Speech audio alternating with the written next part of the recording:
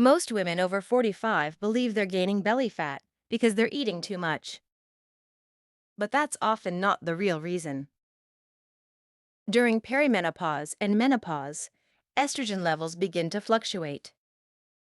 These hormonal changes can make your body store more fat around the abdomen, even if your diet hasn't changed. Many women start exercising more and eating less, yet the scale barely moves. The problem isn't a lack of discipline.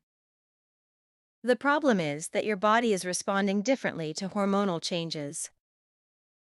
One simple strategy is to prioritize protein at every meal and avoid long periods without eating.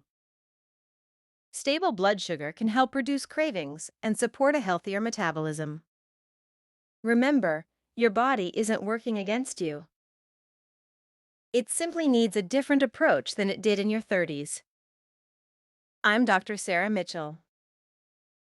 Follow for more science-backed hormone health and weight loss tips for women over 40.